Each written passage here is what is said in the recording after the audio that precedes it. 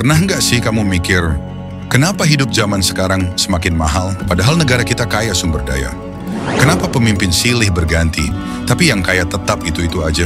Bisa jadi, semua ini bukan kebetulan. Bisa jadi, ini warisan dari konspirasi yang udah disusun sejak puluhan tahun lalu.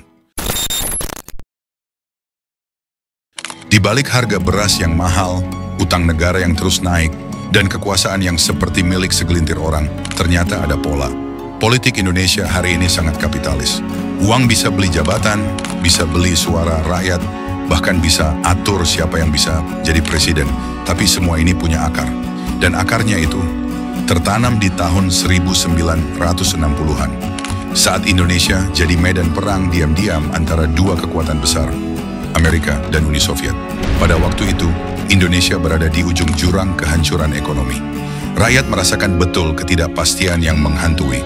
Harga-harga melambung tinggi, pengangguran merajalela, masyarakat kelaparan dan pemerintah tak mampu lagi memberi harapan. Indonesia yang kaya sumber daya alam, bahkan harus berhutang ke luar negeri untuk bertahan hidup. Di tahun 2018, CIA singkatan dari Central Intelligence Agency, yaitu Badan Intelijen Asing Sipil dari pemerintah Amerika Serikat, merilis dokumen rahasia berjudul Briefing Package Indonesia tertanggal 27 Februari 1967. Isinya, guncangan besar di Indonesia. Soekarno dipaksa menyerahkan kekuasaan ke Soeharto. Kenapa? Karena ekonomi Indonesia waktu itu bangkrut. Utang luar negeri tembus 2,4 miliar dolar kursus saat itu, dan negara sudah nggak sanggup bayar. CIA menyebut bantuan dari IMF dan Amerika akan masuk asal kepemimpinan berganti. Dan itu terjadi. Soekarno disingkirkan dan Soeharto naik. Namun tahukah kamu apa yang sebenarnya terjadi di balik semua ini? Soeharto yang sudah lama dilatih oleh Amerika bukan hanya sekadar pahlawan penyelamat Indonesia. Dia diduga adalah boneka yang dimanipulasi demi kepentingan besar Amerika.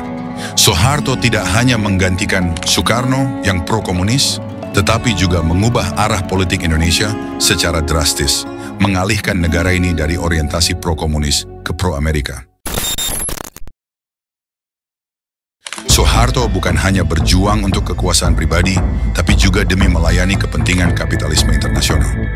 Amerika melihat Indonesia sebagai ladang yang potensial, dan Soeharto adalah alat untuk memastikan bahwa ladang itu tetap menguntungkan mereka.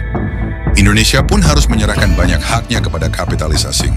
Proyek-proyek besar, sumber daya alam yang dikeruk, serta posisi-posisi strategis yang dikuasai oleh perusahaan-perusahaan asing. Namun, pergantian kekuasaan ini bukan tanpa harga.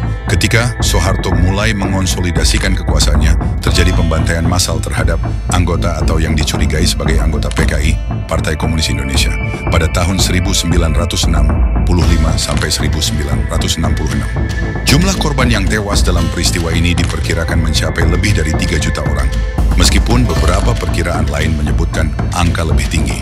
Pembantaian ini dikenal dengan nama Gerakan 30 September atau G30S PKI, yang kemudian menjadi pembenaran bagi Soeharto untuk melakukan pembersihan politik yang brutal terhadap siapapun yang dianggap ancaman bagi kekuasaannya. Rakyat Indonesia saat itu hidup dalam ketakutan.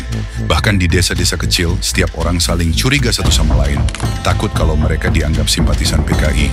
Tetapi yang lebih menyakitkan adalah kenyataan bahwa di tengah kekacauan dan teror ini, kondisi ekonomi masyarakat Indonesia semakin terpuruk. Harga beras saat itu melonjak sangat tinggi. Pada 1966, harga beras mencapai 250 hingga 300% lebih mahal dari harga sebelumnya, yang membuat banyak keluarga kesulitan untuk memenuhi kebutuhan dasar mereka. Bayangkan, di saat krisis pangan seperti itu, banyak orang yang harus memilih antara makan atau bertahan hidup. Orang-orang harus merelakan sebagian besar penghasilan mereka hanya untuk membeli beras. Tidak jarang banyak yang bahkan tidak makan dengan cukup. Anak-anak kelaparan dan keluarga-keluarga terpaksa mengencangkan ikat pinggang hingga hampir tak bisa bernafas. Keadaan ekonomi ini menjadi salah satu cermin betapa hancurnya kehidupan masyarakat yang terjebak dalam ketidakpastian dan kebingungan. Masyarakat tidak hanya bergulat dengan krisis ekonomi, tetapi juga dengan ketakutan sosial yang begitu mendalam. Indonesia yang seharusnya menjadi tempat yang damai, justru berubah menjadi negara yang penuh dengan teror dan ketidakadilan. Sistem yang dikendalikan oleh militer semakin mengakar dan rakyat semakin terpinggirkan. Jadi jangan heran kalau pemimpin kita lebih takut ke investor daripada ke rakyat. Jangan heran kalau banyak kebijakan negara hari ini dibuat bukan demi kamu, tapi demi mereka yang pegang modal. Kapitalisme ini bukan sekedar ekonomi, tapi sistem politik. Uang bisa membeli segalanya, media, aturan, bahkan hukum. Dan parahnya, sistem ini dibungkus dalam nama demokrasi. Tapi yang punya uang yang selalu menang.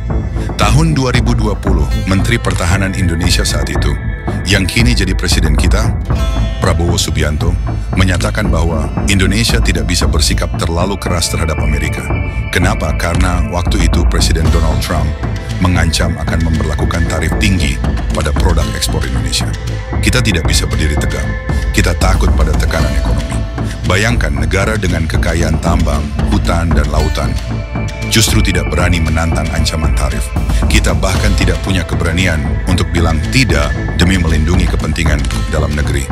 Artinya, apa yang dulu diperjuangkan Soekarno, konsep berdikari, berdiri di atas kaki sendiri, belum juga tercapai. Dulu Soekarno bermimpi Indonesia tidak akan jadi jongos asing. Tapi lihatlah, hari ini, kita bahkan masih takut ditekan tarif oleh negara lain. Kita yang katanya sudah merdeka, ternyata belum punya nyali untuk jadi bangsa yang mandiri.